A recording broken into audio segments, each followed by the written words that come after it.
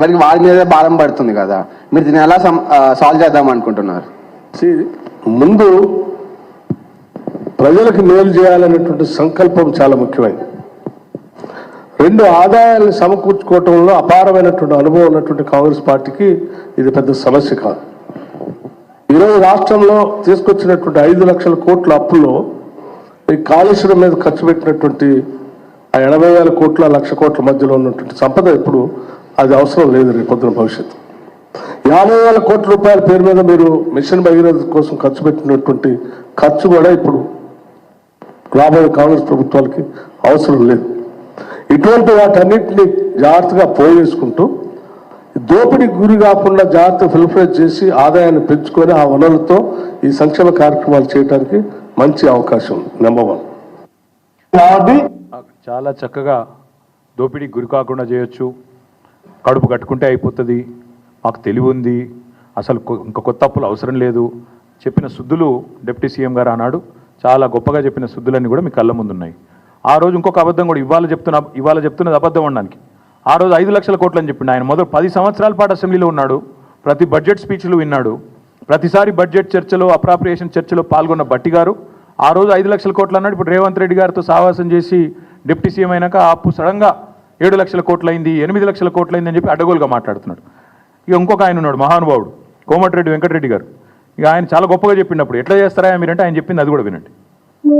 కాబట్టి మేము ఇచ్చిన స్కీమ్స్ చాలా ఈజీగా 100 రోజులలో అమలు చేస్తామని ఇంత ఈజీగా చెప్తున్నాము. అంటే మాకు లెక్కలు లేకుండానే 5 టైమ్స్ మీ ఎమ్మెల్యే మినిస్టర్ ఎంపీగా ఉన్నాను మేము చెప్తామా? 100 డేస్ చూస్తున్నామే అయిపోతాయి. ఇప్పుడు ఆర్టీసీ బస్సెస్ ఫ్రీ పోతున్నాయా? గృహలక్ష్మి స్టార్ట్ అయిందా? కర్ణాటకలో మా దగ్గర మహాలక్ష్మి స్టార్ట్ అవుతుందా? గృహలక్ష్మి మహాలక్ష్మి ఫస్ట్ మంత్ స్టార్ట్ చేస్తాం. అక్కడ రైస్ షార్టేజ్ ఉండి బయట స్టేట్లో కొని ఇచ్చే వరకు ఒక్క స్కీమ్ లేట్ అయింది, అది కూడా ఇప్పుడు స్టార్ట్ అయింది.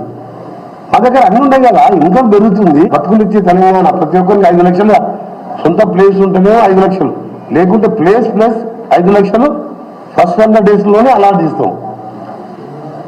ఇవంతా కలిసి బడ్జెట్ ఎంత తెలుసా? ఆయన 10 లక్షలు ఇచ్చే దళిత బంధు వాళ్ళ నాయకులకు దోషి పెడుతుంది, బీసీ బంధు అవన్నీ పెడితే ఈ స్కీమ్స్ అన్నీ అయిపోతాయి.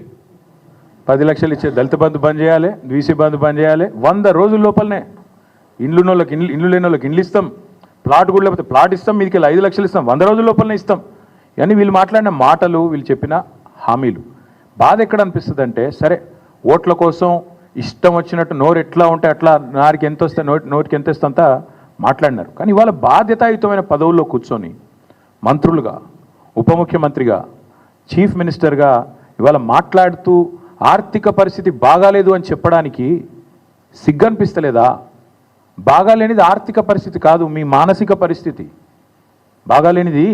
మీ మానసిక పరిస్థితి బాగాలేదు. మీకు ఇక్కడ గుజ్జు లేకపోతే మేమేం చేస్తాం దానికి? మీకు తెలివి లేదు, రాష్ట్రాన్ని నడిపే తెలివి లేదు, పరిపాలన చేత కాదు. కాబట్టి నోటికొచ్చిన వ్యాఖ్యానాలు చేస్తూ ఉన్నారు. చక్కదిద్దాల్సిన సీట్లో కూర్చొని చేతగాని మాటలు మాట్లాడితే ప్రజలు ఏమనుకుంటారు? మీకు లోన్లు ఇచ్చే ఇన్స్టిట్యూషన్స్ ఏమనుకుంటాయి? దేశంలోని మిగతా పార్టీలు ఏమనుకుంటాయి? మిగతా రాష్ట్రాలు ఏమనుకుంటాయి అనే కనీస సోయి కూడా లేదా? అసలు మిమ్మల్ని కూర్చోబెట్టింది ఎందుకు? ఆ 420 హామీలు మీరు ఏదైతే ఇచ్చినారో వాటిని అమలు చేయండి అని. కానీ మీరేం చేస్తున్నారు? అర్జెంటుగా కేసులు పెట్టండి, రాష్ట్ర ఆత్మగౌరవాన్ని దెబ్బతీయండి, మార్పు పేరిట వేల కోట్ల రూపాయలు ఖర్చు పెట్టండి, పనికిమాల పనులు చేస్తూ టైంపాస్ చేయండి అనా మిమ్మల్ని కూర్చోబెట్టింది? అక్కడ కాదు కదా. రైతు భరోసా ఏది? 6 గ్యారంటీలు ఏది? గతంలో ఒక మాట అన్నారు ముఖ్యమంత్రి గారు, ఇప్పుడు ఆ వీడియో ప్లే చేయమంటే చేస్తాను, అక్కడ ఉంది. కడుపు కట్టుకుంటే ఏముందా, 1 సంవత్సరం కడుపు కట్టుకుంటే 40,000 కోట్లు ఇట్లా ఇచ్చేయచ్చు రుణమాఫీ అన్నావు. మీరందరూ చూసే ఉంటారు. అంటే ఇప్పుడు ఏమైంది మరి?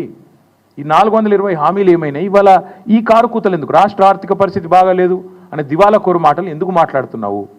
రైతులను మోసం చేయడానికా? మహిళల్ని మోసం చేయడానికా? పెద్ద మనుషులను మోసం చేయడానికా? లేదా మీ మాటలు నమ్మి ఓట్లేసిన మొత్తం ప్రజలందరినీ మోసం చేయడానికా? ఈ కుంటి సాకులు ఎక్కువ రోజులు చెప్పి తప్పించుకోలేవు. రాష్ట్ర ఆర్థిక పరిస్థితిని ఎవడన్నా ఖరాబ్ చేసిండా అంటే ముమ్మాటికి రేవంత్ రెడ్డి అని నేను ఖచ్చితంగా చెప్తా ఉన్నాను, నిర్ద్వందంగా చెప్తా ఉన్నాను. లేకపోతే చక్కగా పరుగులు పెడుతున్న రాష్ట్రాన్ని, పరుగులు పెడుతున్న హైదరాబాద్ రియల్ ఎస్టేట్ రంగాన్ని, హైడ్రా పేరిట, మూసీ పేరిట దౌర్భాగ్యం అంతా తెచ్చిందే ఈ కాంగ్రెస్ ప్రభుత్వం. మొత్తం వీళ్ళ విధ్వంసకరమైన ఆలోచనలతో, వీళ్ళ చాతగాంతనంతోనే రాష్ట్ర ఆర్థిక పరిస్థితి వాళ్ళ కుదేలైంది. నువ్వే బజార్లో పడి నేను నా ఆర్థిక పరిస్థితి బాగాలేదు బాగాలేదు బాగాలేదు అని 10 సార్లు చెప్తే కొత్త ఇన్వెస్టర్ ఎవడన్నా వస్తాడా? ఉన్నవాడే పారిపోయిండు. 3 పెద్ద పెద్ద పరిశ్రమలు పారిపోయినాయి. కెయిన్స్ అనే పరిశ్రమ పారిపోయింది. మేము కష్టపడి బెంగళూరు నుంచి ఇక్కడికి పట్టుకొస్తే ఆయన గుజరాత్ పారిపోయిండు. కార్నింగ్ అనే పరిశ్రమ తమిళనాడు పారిపోయింది. ఫాక్స్కాన్ విస్తరణ ఆగిపోయింది, తమిళనాడులో విస్తరిస్తూ ఉన్నారు. ఎవడొస్తాడండి దివాలా తీసిన రాష్ట్రానికి? నువ్వు ప్రోత్సాహకాలు ఇస్తావో ఇయ్యవో, రేపు రాయితీలు ఇస్తావో ఇయ్యవో, నీ పెట్టిన మాటలకి విశ్వాసం ఎక్కడుంటుంది?